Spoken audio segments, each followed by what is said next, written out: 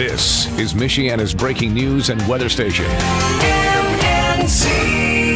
On News Talk 95.3, 101.9 FM, and 1340 AM, your MNC Nation stations. I'm John Zimney, the MNC News Center.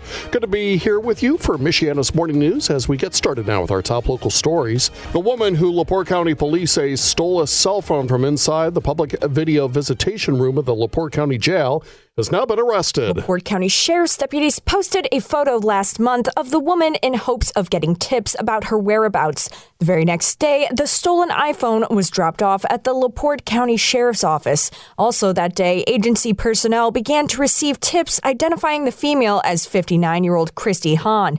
An arrest warrant for Hahn was issued on Monday, and then on Tuesday, officers located and arrested Hahn at her home in the 800 block of Ridge Street in LaPorte. Morgan Hopkins, MNC News. South Bend police are investigating a robbery at the Notre Dame Federal Credit Union in the 3400 block of Portage Avenue.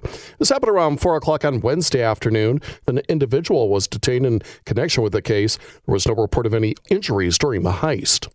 And the judge is holding both Daniel and Kristen Muir without bond, saying that the two are a flight risk. The two are parents of the Logansport boy who went missing for more than a week. The judge cites their failure to comply during the past couple of weeks. The parents will be back in court on July 16th for a hearing about bond and the no contact order that has been granted. If you're driving in Michigan this weekend, there's good news. MDOT has lifted lane restrictions in most of their construction zones across the state for the 4th of July weekend. Nearly 2/3 of MDOT projects are being paused and lanes reopened in order to make travel easier across Michigan. Some of the area projects that still do have lane restrictions, according to WSJM, include I-94 in Berrien County, the US 12 M51 project in Niles, and M139 between Scottdale and John Beers in Berrien County. Tommy Lee, MNC News. Now from driving to boating, the long holiday weekend means time on the water for boaters, and heightened public presence can lead to an increase in boating collisions or deaths. So all this weekend, the LaPorte County Sheriff's Office is taking part in the national Operation Dry Water Enforcement Campaign. Boaters can expect to see an increase in deputy presence on the water during the entire holiday weekend. Well, truant students in Indiana schools will need to do more accountability with the new law that's now in effect. Attendance officers must notify the juvenile court or the Department of Child Services regarding students who are habitually truant or have missed 10 days of school without an excuse. School boards or other governing bodies also must establish a truancy prevention policy for students in kindergarten through 6th grade. And that's Terry D. reporting.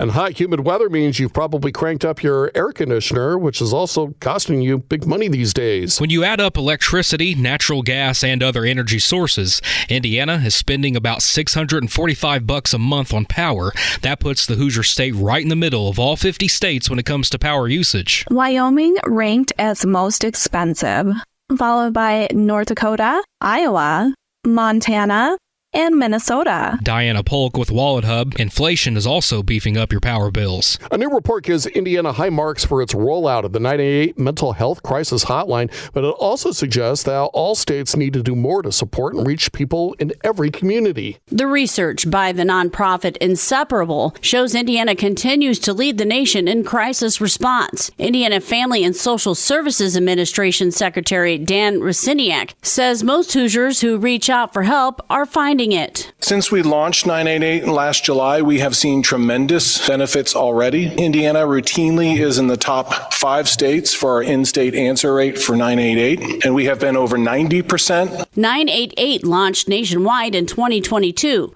While 10 states have implemented cell phone surcharges to fund the helpline, Indiana has not, relying instead on a combination of federal and state funds. Heather Starr, MNC News. A combination of fireworks, smoke, and fog led to a multi-vehicle crash that closed the US 20 bypass overnight in Elkhart County. One of the collisions happened in the westbound lanes near County Road 9. An Elkhart County Sheriff's deputy was in the area when he reported a vehicle in the ditch.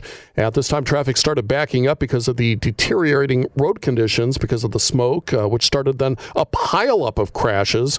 And 7 vehicles involved in this one. A female patient was taken to Elkhart General Hospital for neck and chest pain. And then a second crash happened about an hour later in the eastbound lanes of the bypass near County Road 115. Checking out crime news this morning. There's a guilty plea entered by a man who had schemed to rob a gun store in southwestern Michigan. Darnell Bishop admitting in court that he and his brother went to the home of the manager of Dunham Sports. They handcuffed and blindfolded that manager, then forced the victim to tell them how to disable the alarm. While the accomplice, Dontrell Nance, stayed in a car with the manager, Bishop entered the store, stole 2 coolers, sunglasses, and 123 guns. The Bureau of Alcohol, Tobacco, Firearms, and Explosives says the value of all those guns was over $100,000.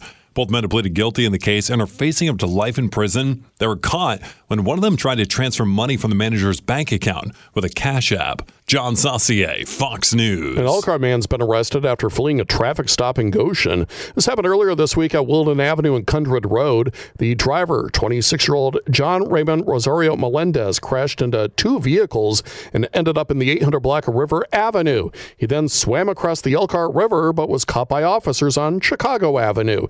He was checked in at Goshen General Hospital, then taken to Elkhart County Jail on preliminary counts of resisting, fleeing, possessing marijuana, and also leaving the scene of an accident.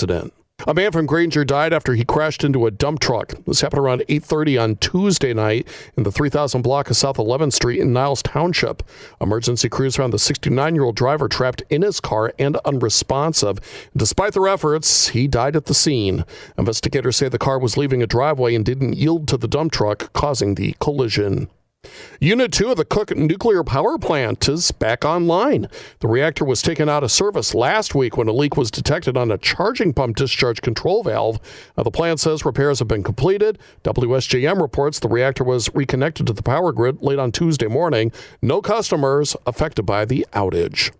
The Michigan Department of Transportation is planning bridge maintenance on a busy stretch of Berrien County. MDOT says 7 bridges are being targeted for work along US 31 and M139 in the next couple of months. The first bridge will be the M139 bridge over the St. Joseph River, which will receive a coating to help protect it against corrosion and rust. One lane of US 31 will have one lane open at the bridge work, and M139 will have one lane of alternating traffic. Work should be finished in October, and each bridge project will take about a week.